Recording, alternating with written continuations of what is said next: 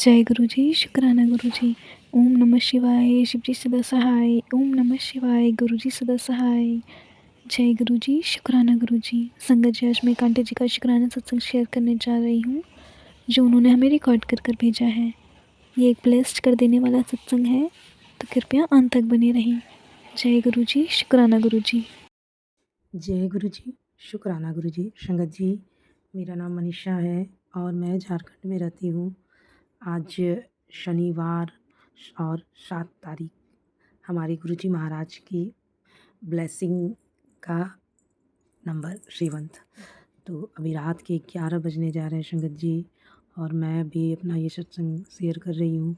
बहुत दिनों से सोच रही थी, मगर होली वगैरह आने के कारण मैं यहाँ थी भी नहीं, अपने ससुराल गई हुई थी, तो इस कारण नहीं कर पाई। लेकिन आज मैंने कहा नहीं, आज चाहे जो हो, मैं आज शनिवार को 7 तारीख को अपना सत्संग ज़रूर शेयर करूँगी। तो गुरु मंत्रों के साथ मैं अपने सत्संग को शेयर करती हूँ संगत जी। ओम नमः शिवाय, शिव जी सदा सहाय। ओम नमः शिवाय, गुरु जी सदा सहाय। जय गुरु जी, शुक्राना गुरु जी। संगत जी, मेरा ये सत्संग कुछ दिन पहले का है, जब मैं अपने ससुराल गई हुई थी। तो वहाँ पर ना संगत जी, मैं टोटो से अपने हस्बैंड और अपने बच्चों के साथ अपने ससुराल से अपने माँ के घर जा रही थी। और मेरा ससुराल और मायका दोनों एक ही डिस्ट्रिक्ट में है, बट दूरी पर है। तो जैसे एक रूट से दूसरे रूट जाते हैं ना, वैसे ही तो जा रही थी संगत जी। तो मेरे हस्बैंड ने, उसमें मैंने अपने एक सूट भी नया लिया हुआ था और एक नाप के लिए लिया हुआ था, जो मुझे सिला हुआ था, पर वो फिटिंग करवाने के लिए दर्जी को देना था, तो इसलिए मैंने वो भी रख लिया। और मैंने कहा वहाँ जाकर मैं दे दूँगी, मेरी माँ के घर के रास्ते में ही दर्जी का पड़ता है। तो संगत जी, मैं चली गई। रास्ते में मेरे हस्बैंड बोले कि तुम लोग आगे बढ़ो, मैं मिठाई लेकर कुछ आता हूँ, क्योंकि ससुराल तो खाली हाथ जाते नहीं। तो फिर मैंने कहा ठीक है, मैं दोनों बच्चों को लेकर चली गई संगत जी। मेरा घर आया तो मेरी भाभी ने दरवाज़ा खोला, मेरे दोनों बच्चे अंदर चले गए और मैं भी उतर गई। टोटो वाले ने जो भी पैसे बोले मैंने दे दिए।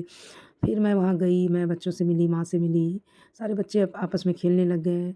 और इस बीच मुझे बिल्कुल भी ध्यान नहीं रहा कि वो कपड़े वाला थैला कहाँ है। तो फिर मेरे हस्बैंड जब थोड़ी देर में आए, तो भाभी ने नाश्ता वगैरह निकाला। जब हम लोग नाश्ता किए तो मैंने इनसे कहा कि कपड़े वाला थैला कहाँ है? तो ये कह रहे हैं कि मेरे पास तो नहीं है वो तो मैंने टोटो में ही छोड़ दिया था, तुम नहीं उतारी? मैंने कहा नहीं, मैंने तो नहीं उतारा, मैंने देखा भी नहीं, मुझे लगा कि आप लेकर चले गए, इसलिए मैं निश्चिंत थी। बच्चों से भी पूछा तो ये लोग कह रहे हैं हमने भी नहीं उतारा। अब संगत जी, मैं तो फिर इन्होंने कहा हो सकता है कि मैं जिस मिठाई की दुकान में गया वहाँ छूटा हो। फिर वो उस जगह पर गए, मेरा छोटा भाई भी साथ में गया। बस ये मात्र 2 जगह ही गए थे दुकान पे मिठाई के। तो दोनों जगह उन्होंने कहा कि नहीं, यहाँ पर तो आपने कोई भी कुछ भी नहीं छोड़ा, आप तो खाली हाथ ही आए थे बिल्कुल। तो ऐसे में फिर नहीं मिला संगत जी। तो फिर इन्होंने कहा तुमने टोटो में ही छोड़ दिया, सो तुम भूल गई। तो मैंने कहा हो सकता है, फिर मैं क्या करती। मुझे अफ़सोस तो बहुत हो रहा था संगत जी, क्योंकि वो बिल्कुल न्यू सूट था। मेरे हस्बैंड मेरी एनिवर्सरी पर अपनी पसंद से लेकर आए थे, बाहर मीटिंग में गए हुए थे तो वहाँ से। और एक बार भी मैंने उसे नहीं पहना था संगत जी, फिटिंग करवाने लाई थी, और जो नाप मैंने लिया था वो भी बिल्कुल न्यू था। तो मुझे बहुत अफ़सोस हो रहा था कि मैंने एक बार पहना भी नहीं। तो फिर इन्होंने कहा जाने दो, तुम्हारे भाग्य में नहीं था, आप चिंता मत करो, तो बहुत चलना, कल खरीद देंगे दूसरा सूट। मैंने कहा नहीं, सूट खरीदने की बात नहीं, कपड़े तो बहुत हैं। पर एक होता है ना संगत जी कि आपके हस्बैंड ने आपको एनिवर्सरी गिफ्ट दिया था, तो बस उस चीज़ का अफ़सोस था। फिर मैंने गुरुजी से कहा गुरुजी पता नहीं ऐसा क्यों हुआ, ऐसा तो कभी आज तक मेरे साथ नहीं हुआ। तो ना संगत जी, फिर मैंने संतोष कर लिया। मैंने कहा शायद गुरुजी की यही मर्ज़ी हो, कुछ कारण हो। मैंने कहा कोई बात नहीं गुरुजी, जाने दीजिए, मैं भी तो उससे पहनती ही, और जिसके पास भी गया होगा वो भी तो पहनेगा ही। तो फिर मेरे हस्बैंड ने कहा कि सो अगर टोटो वाला ईमानदार होगा, उसने तो घर देखा है, वो लाकर दे सकता है। तो मैंने कहा हाँ, देखो, क्योंकि आजकल ये बहुत कम लोग ऐसे मिलते हैं और बहुत लोग होते भी हैं जो लाके दे देते हैं। तो फिर मैंने बात आई गई, फिर हम लोग अपने मायके से, मैं अपने ससुराल आ गई। रात में आकर सोई, थोड़ा मन तो उदास हो गया था हम लोगों का, पर कोई नहीं, फिर हमने संतोष कर लिया कि जाने दो, मैं भी पहनती, कोई पहनेगी। और संगत जी, उसके बाद सुबह फिर मैं उठी, जो अपने घर का काम होता है वो सब किया। मैं गुरुजी का सत्संग ही सुन रही थी संगत जी। इसी बीच मेरे छोटे भाई का फ़ोन आया, तो मैंने जब फ़ोन उठाया तो मेरा भाई बोल रहा है, सोनू नाम है मेरे भाई का, कि दीदी वो टोटो वाला आया था, उसने आकर आपका थैला जो कपड़े वाला था वो लाकर दे दिया। सुनकर संगत जी मुझे इतनी खुशी हुई। मैंने कहा देखो आज भी ईमानदार लोग हैं, ऐसा नहीं है। उसने घर देखा था इसलिए वो लेकर चला आया। उसमें दोनों सूट और मेरे बेटे का एक स्टील का वाटर बोतल था संगत जी, वो सारे वैसे ही थे। तो मैंने उससे कहा ठीक है रख लो, बाद में मैं जब जाऊँगी तो ले लूँगी। और उसने रख लिया।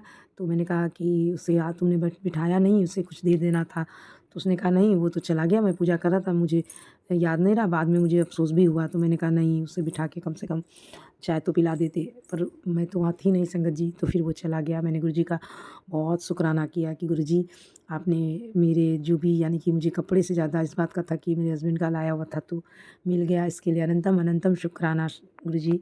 और फिर मेरा दूसरा सत्संग है ना संगत जी कि एक दिन मैं आंगन में अपने किचन में हाँ खाना बनाते हुए सत्संग सुन रही थी। मेरा डेली का रूटीन है संगत जी कि मैं सत्संग सुनती ही सुनती हूँ। अगर मैं एक दिन भी एक सत्संग भी ना सुनूँ ना तो मेरा पूरा दिन अधूरा रह जाता है। ऐसा लगता है जैसे मेरा आज का दिन पूरा ही नहीं हुआ। मैं घर के सारे काम सत्संग सुनते हुए डेली कम से कम 6-7 सत्संग मैं सुनती हूँ। तो फिर सुन रही थी तो मेरे हस्बैंड स्नान करके आए तो वो पूजा स्थान में गए। उन्होंने कहा कि पूजा कर लेते। मैंने कहा हाँ ठीक है आप कर लीजिए, मुझे हमको तो लेट लगेगा।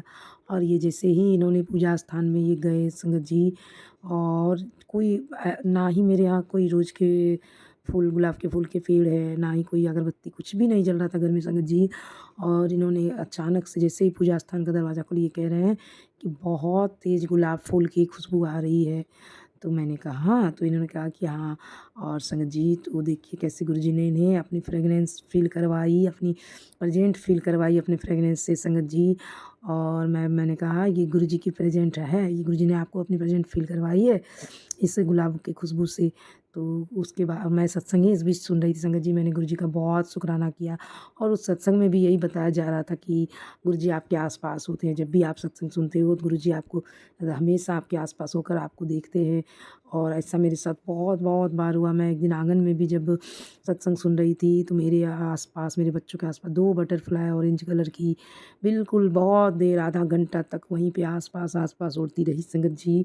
तो इसके लिए भी मैं अपने परमपिता का बहुत शुक्राना करती हूँ। और जैसे गुरुजी महाराज हमें अच्छे से लेकर गए थे, वैसे ही कल मैं वापस अपने घर यहाँ लौटी हूँ। वैसे ही गुरुजी महाराज अपने साथ अच्छे से यहाँ हम लोगों को घर पे अपने लेकर आए। इसके लिए भी गुरुपिता का बहुत शुक्राना। और जो मैंने कहा था कि गुरुजी की मेहर से मेरे बेटे का इंटरव्यू इस शहर के सबसे बेस्ट स्कूल जो इस शहर का नंबर 1 स्कूल कहलाता है संगत जी, उसके लिए इंटरव्यू दिलवाया था। उसमें भी उसका सिलेक्शन हो गया संगत जी, तो उसका नाम आ गया लिस्ट में। तो इसके लिए भी मैं गुरुजी का बहुत शुक्राना करती हूँ कि उन्होंने अपने बच्चे को एक अच्छे स्कूल में एडमिशन दिलवाया। तो गुरुजी बस ऐसे ही अपने सभी संगत परिवार अपने बच्चों पर हमेशा अपनी मेहर अपनी ब्लेसिंग बनाए रखिएगा। गुरुपिता पूजा आंटी आप पर भी गुरुजी अपनी मेहर हमेशा बनाए रखे। तो इसी के साथ मैं अपने सत्संग को आगे बढ़ाती हूँ संगत जी, और अगले सत्संग की तैयारी करती हूँ गुरुजी के मंत्रों के साथ।